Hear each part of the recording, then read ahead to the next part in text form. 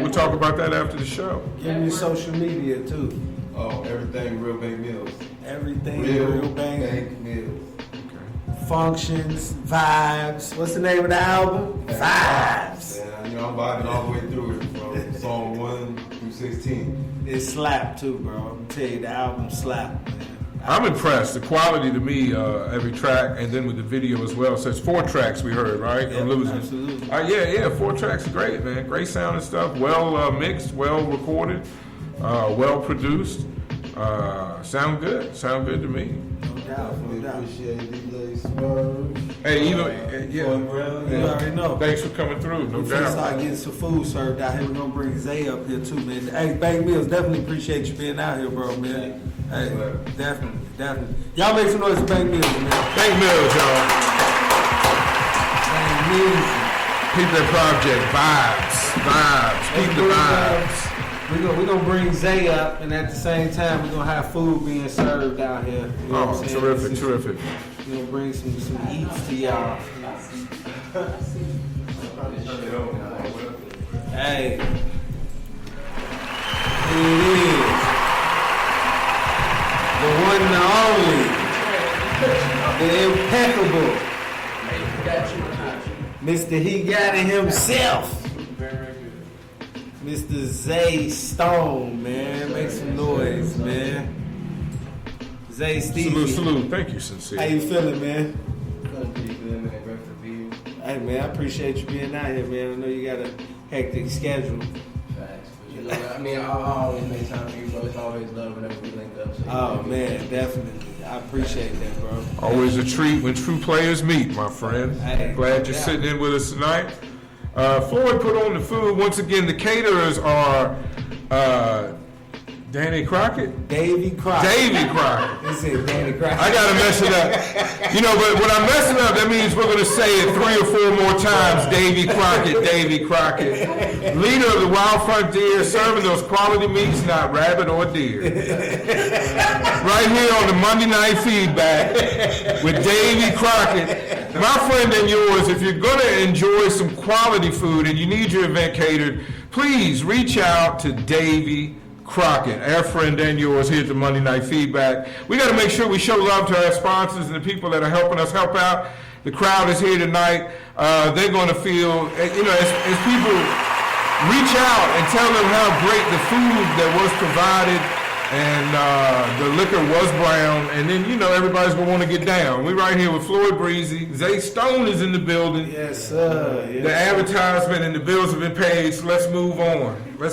Where we at, Breeze? What you got, Floyd? Hey, man, this is Zay Stone, man. I always tell the story when I came down here. I seen him, and then I heard him, and it's been love ever since, finding out he was from the Midwest and just the sound in general. So I just wanted him to talk about his sound, bro. And, you know, I know he's from Chicago, and I think a lot of people know that.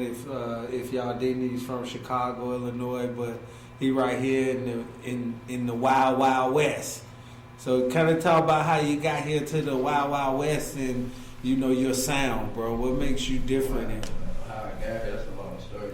But, I mean, what makes me different? I feel like I try to stand out, and I don't try to be nobody else. You feel me? Like, it took me a long time to like really like get to know myself and like where I wanted to go with my music and what kind of message I wanted to present to people. So you feel me? Once I got that down packed, I feel like everything else just fell into place. So like, I don't know, I feel like it just worked itself out with time, for real. Time and effort. No doubt, no doubt. How long you been down here? I want to say like 5 years back and forth. Okay, cool. And you moved from Chicago to Arizona? Yeah. Okay. It's good to have a Midwest. I know Floyd feels more comfortable with the Midwest vibe. It's a lot of people from the Midwest here in Arizona, and I must say, I feel like I know a lot more about America now that I live in Arizona because I've met so many different people from so many different places. It's a melting pot, so yeah, you definitely meet a whole bunch of different races and different cultures on a regular basis. Yeah, I mean, just recently I've met a lot of Africans. What is this? A lot of people from the Midwest. Strange enough, even some juggalos. Oh shit.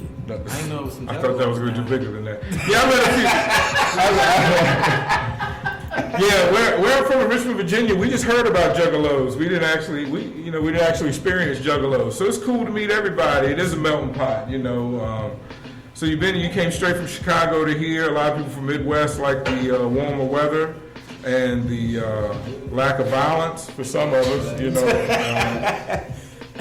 mean, that's really what it was for me. I just had to like try to step away from. I mean, because a lot of people I know from where I'm from like don't get to see outside of the neighborhood. You know, like that's all they know. Like I know some people like twice my age, 3 times my age who've never been out of the neighborhood and don't even know what the world has to offer type shit. So I actually made an effort to make sure that I got out and I travel a lot. I try to go see a whole bunch of different shit, meet a whole bunch of different people, and experience a whole bunch of different cultures. And I feel like that also plays a part in the person that I am and the music I make as well. You feel me?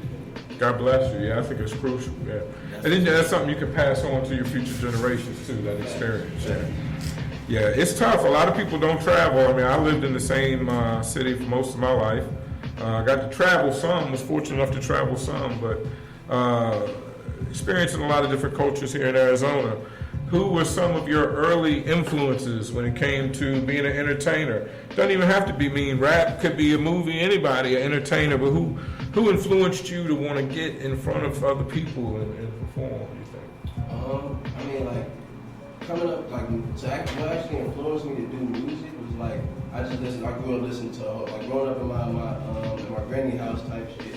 My uncles always played like a whole lot of Bone Thugs and Harmony, Biggie, Tupac, like that was like constantly playing throughout the house on a regular basis. So Okay. I kind of like already had an ear for it, but it wasn't until like I actually one of my actually close friends back home actually he started doing music like after like a little bit later on in his year or earlier on in his year when he was like maybe like 14, 15 and just like really stuck to it and like the progression was so crazy. Like right now, bro, it's like literally in the game like making a whole bunch of big moves and like it just like really sparked like a flame in me to show like to know that it's possible. You feel me? Your dream is achievable if you really like have the energy to put into it. If you really are willing to put that foot forward and you feel me, follow through with your plans. That's all it really takes. And have faith at the end of the day. Okay.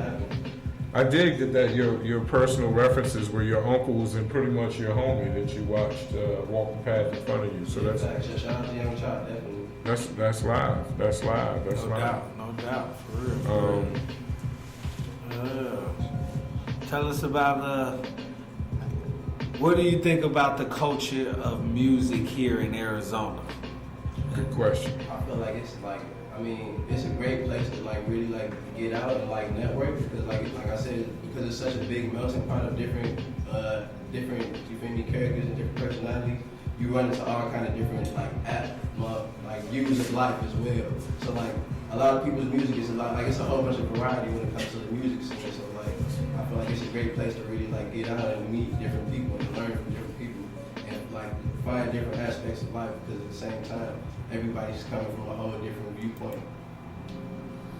I think a great launching pad to reach out to Vegas and LA as well. I mean, that's two pretty big. Big markets. Arizona's Phoenix is a big market, but Vegas and LA are that much more entertainment venues, bigger markets.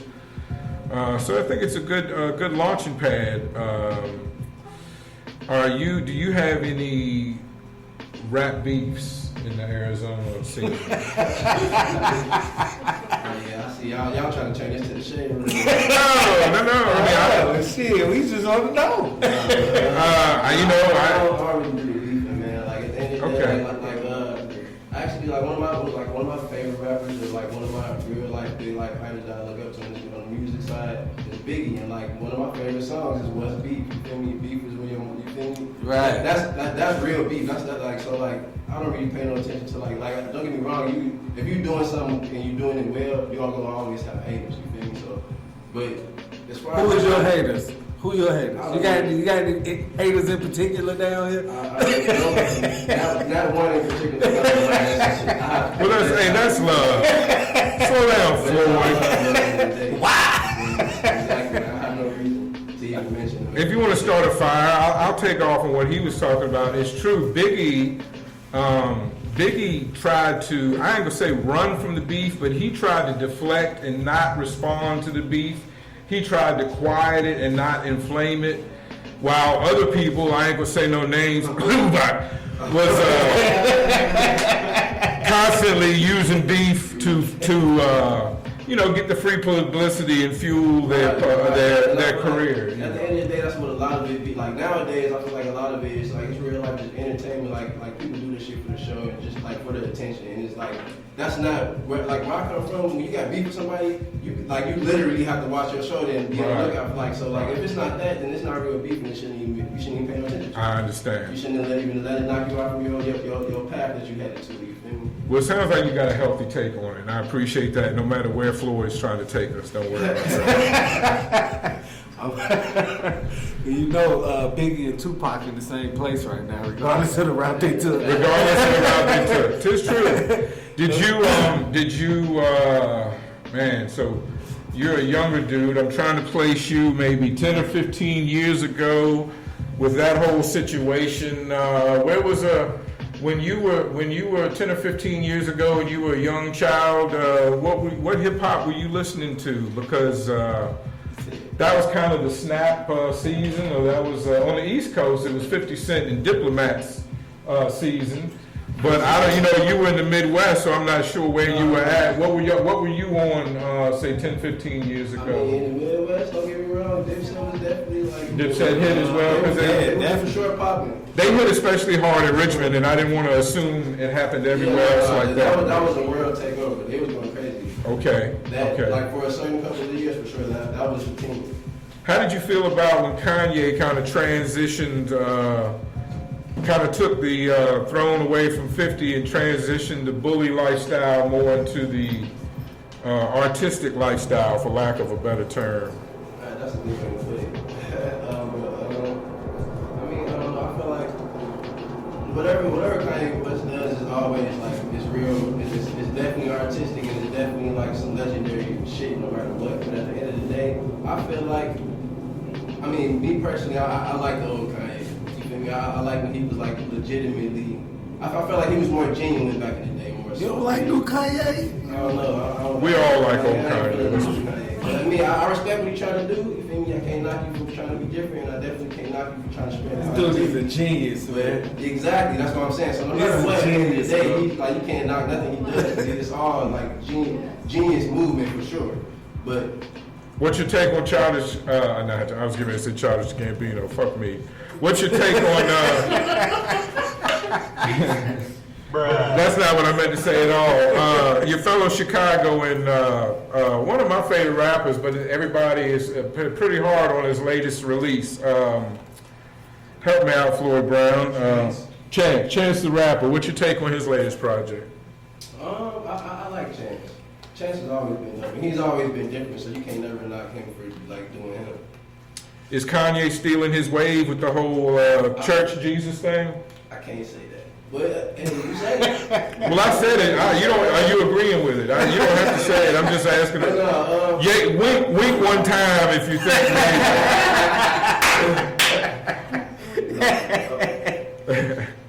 I mean, I don't know. I can't really compare the two. Right. I really, I haven't absorbed his new album. I kind of listened to it. I'm really a big fan of his. A couple of his songs, Blessings, were big to me when my son was being born and all that. So he's got a special place in my heart. Shouts out to my man XL Beats. He got placement on that. Nice. XL Beats, placement on the new Chance. On Kanye. Oh, Kanye. Yeah. Jesus is King. Okay. Yeah, absolutely.